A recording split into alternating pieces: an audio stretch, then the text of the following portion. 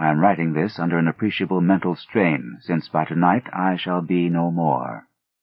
Penniless, and at the end of my supply of the drug which alone makes life endurable, I can bear the torture no longer, and shall cast myself from this garret window into the squalid street below. Do not think from my slavery to morphine that I am a weakling or a degenerate. When you have read these hastily scrawled pages, you may guess, though never fully realize, why it is that I must have forgetfulness or death. It was in one of the most open and least frequented parts of the broad Pacific that the packet of which I was supercargo fell a victim to the German sea raider. The Great War was then at its very beginning, and the ocean forces of the Hun had not completely sunk to their later degradation, so that our vessel was made a legitimate prize, whilst we of her crew were treated with all the fairness and consideration due us as naval prisoners. So liberal, indeed, was the discipline of our captors, that 5 days after we were taken, I managed to escape alone in a small boat with water and provisions for a good length of time. When I finally found myself adrift and free, I had but little idea of my surroundings.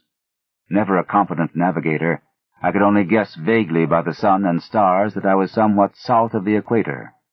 Of the longitude I knew nothing, and no island or coastline was in sight.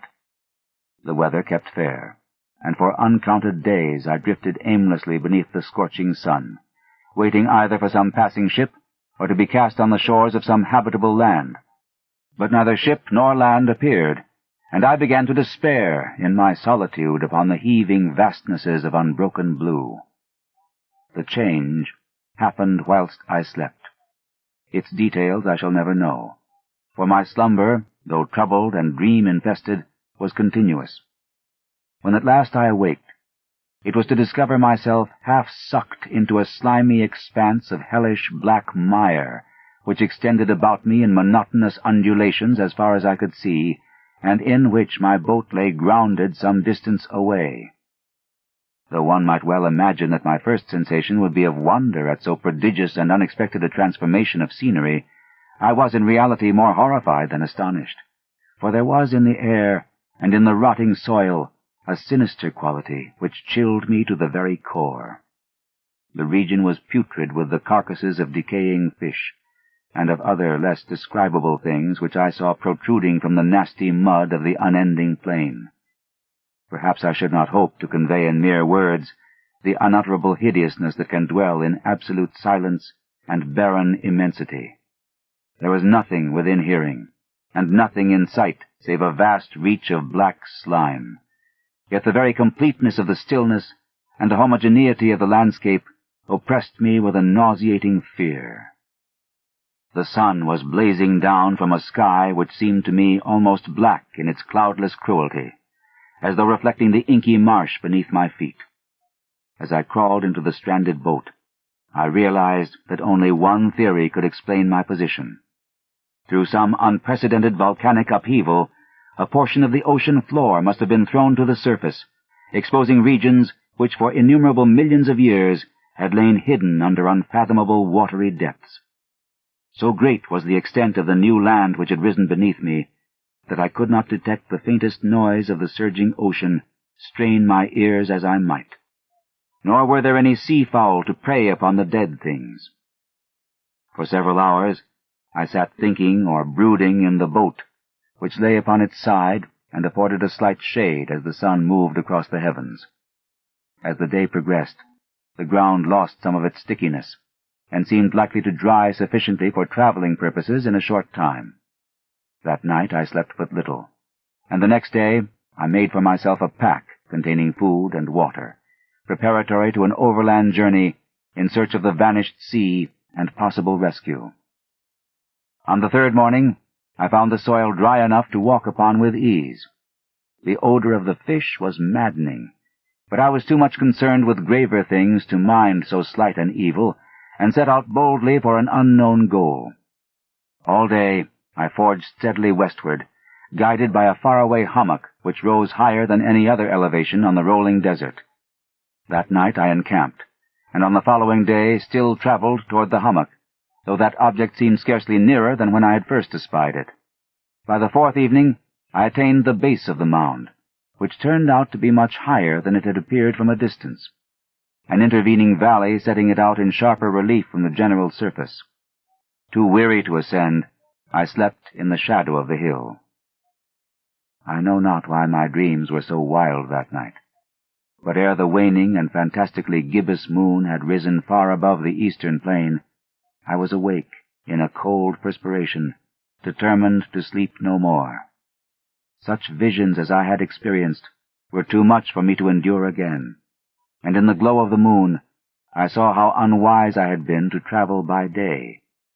Without the glare of the parching sun, my journey would have cost me less energy. Indeed, I now felt quite able to perform the ascent which had deterred me at sunset. Picking up my pack, I started for the crest of the eminence. I have said that the unbroken monotony of the rolling plain was a source of vague horror to me, but I think my horror was greater when I gained the summit of the mound and looked down the other side into an immeasurable pit or canyon, whose black recesses the moon had not yet soared high enough to illumine. I felt myself on the edge of the world, peering over the rim into a fathomless chaos of eternal night.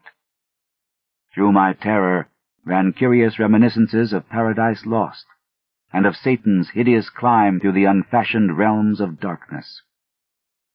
As the moon climbed higher in the sky, I began to see that the slopes of the valley were not quite so perpendicular as I had imagined. Ledges and outcroppings of rock afforded fairly easy footholds for a descent, whilst after a drop of a few hundred feet, the declivity became very gradual. Urged on by an impulse which I cannot definitely analyze, I scrambled with difficulty down the rocks and stood on the gentler slope beneath, gazing into the Stygian deeps where no light had yet penetrated. All at once, my attention was captured by a vast and singular object on the opposite slope, which rose steeply about 100 yards ahead of me, an object that gleamed whitely in the newly bestowed rays of the ascending moon.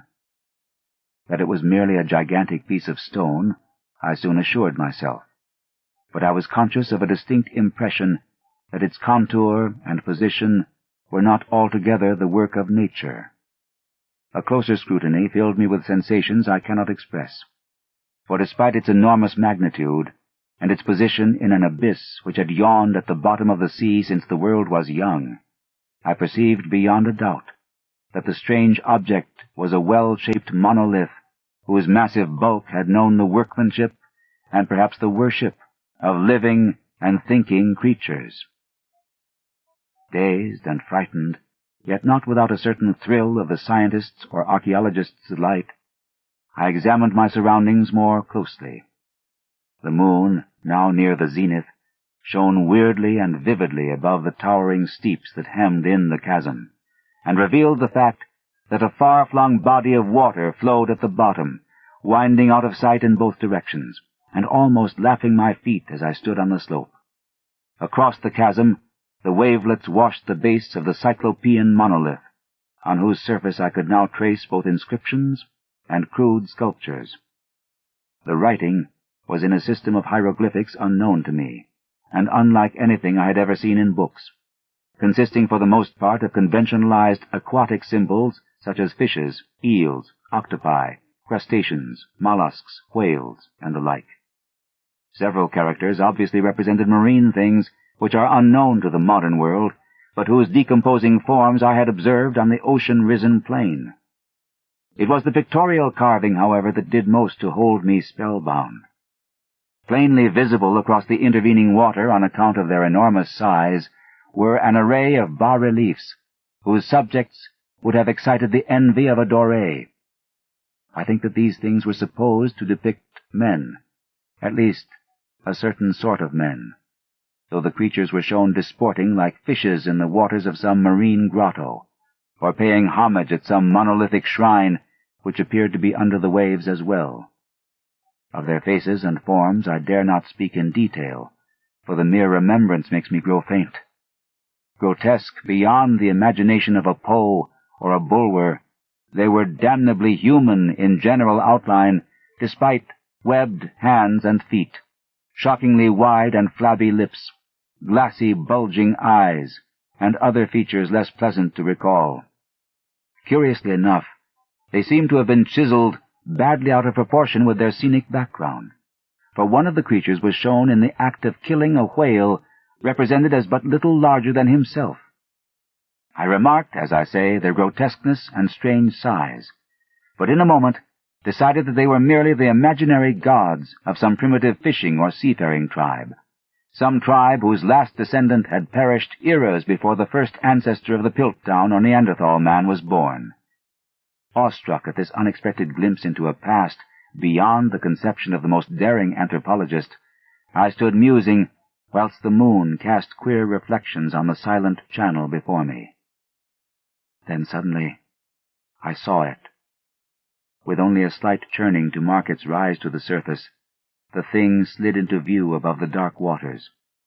Vast, Polyphemus-like, and loathsome, it darted like a stupendous monster of nightmares to the monolith, about which it flung its gigantic scaly arms, the while it bowed its hideous head and gave vent to certain measured sounds. I think I went mad then. Of my frantic ascent of the slope and cliff, and of my delirious journey back to the stranded boat, I remember little. I believe I sang a great deal, and laughed oddly when I was unable to sing. I have indistinct recollections of a great storm some time after I reached the boat. At any rate, I know that I heard peals of thunder and other tones which nature utters only in her wildest moods. When I came out of the shadows, I was in a San Francisco hospital, brought thither by the captain of the American ship which had picked up my boat in mid-ocean. In my delirium I had said much, but found that my words had been given scant attention. Of any land upheaval in the Pacific my rescuers knew nothing, nor did I deem it necessary to insist upon a thing which I knew they could not believe. Once I sought out a celebrated ethnologist, and amused him with peculiar questions regarding the ancient Philistine legend of Dagon, the fish god, but soon perceiving that he was hopelessly conventional, I did not press my inquiries.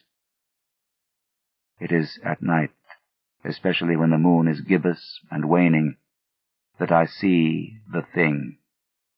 I tried morphine, but the drug has given only transient surcease, and has drawn me into its clutches as a hopeless slave.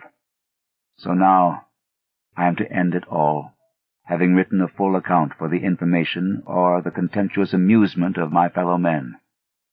Often I ask myself if it could not all have been a pure phantasm, a mere freak of fever as I lay sun-stricken and raving in the open boat after my escape from the German man-of-war. This I ask myself, but ever does there come before me a hideously vivid vision in reply. I cannot think of the deep sea without shuddering at the nameless things that may at this very moment be crawling and floundering on its slimy bed, worshipping their ancient stone idols, and carving their own detestable likenesses on submarine obelisks of water-soaked granite. I dream of a day when they may rise above the billows to drag down in their reeking talons the remnants of puny, war-exhausted mankind, of a day when the land shall sink and the dark ocean floor shall ascend amidst universal pandemonium. The end is near. I hear a noise at the door, as of some immense, slippery body lumbering against it. It shall not find me. God, that hand! The window! The window!